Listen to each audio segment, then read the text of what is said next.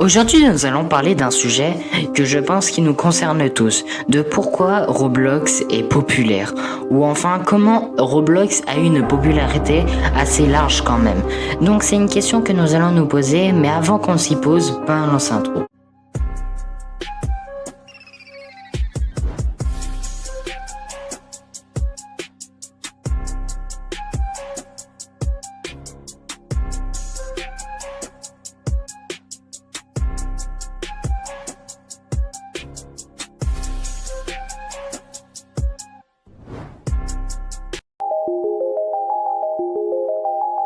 Bon, je pense que je dois commencer par le commencement.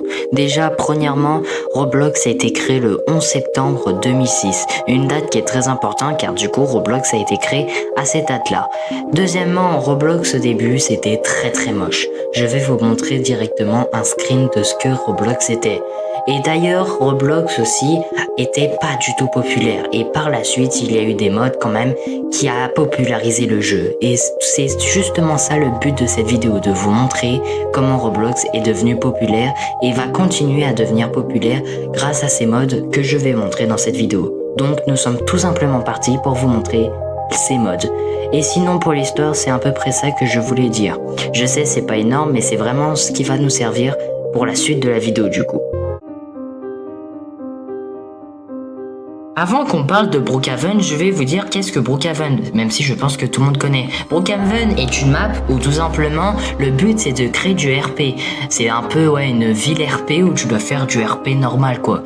Même si je vous assure la map est totalement éclatée, même si la map a été populaire presque à 1 million de visites instantanées comme ça. Je vous assure c'est incroyable. Mais bref, on va pas parler de ça. Pourquoi surtout Brookhaven a une popularisation incroyable? C'est grâce aux créateurs. Surtout par exemple, je vais donner 3 créateurs YouTube en français. C'est tout simplement Svetlana Brookhaven, Forlan Brookhaven et Zartek Brookhaven. C'est 3 créateurs en plus qui ont Brookhaven dans leur nom. C'est une dinguerie.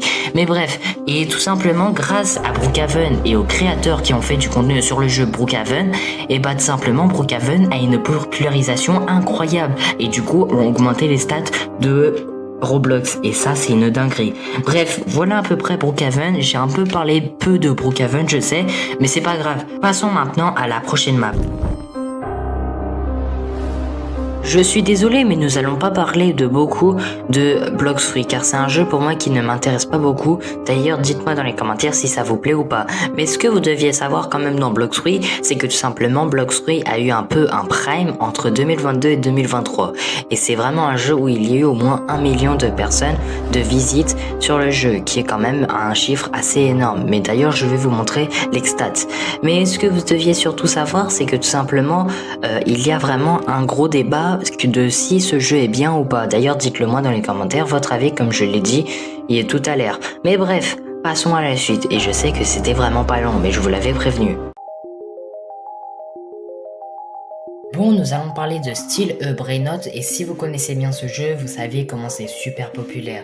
C'est un jeu que pour les adultes peuvent se dire que c'est totalement nul, mais pour d'autres qui est tout simplement incroyable et même peuvent pleurer quand quelqu'un vole son Brainrot. Tout simplement, le but c'est que tu peux avoir des Brainrots et en fait il y a des Brainrots rares, tout ça c'est comme les cartes Pokémon, mais il y a des gens qui peuvent te les voler tout simplement et après quitter le jeu et tu te sens un peu comme un con.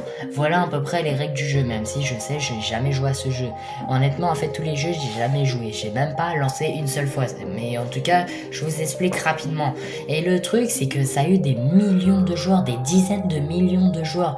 Et ça, c'est tout simplement fou. Le seul truc pour moi qui est problématique, même si en vrai ce jeu peut être amusant, c'est que tout simplement les Brainrots. Et oui, les Brainrots veulent dire des trucs assez problématiques et racistes. Et c'est pour moi le seul problème avec ça.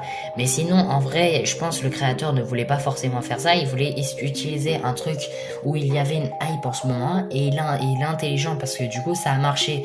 Et sur Fortnite, même Fortnite on fait ça et ça a eu 300 000 joueurs, plus que le Battle Royale au moment où il y a eu le plus de joueurs et ça c'est totalement fou.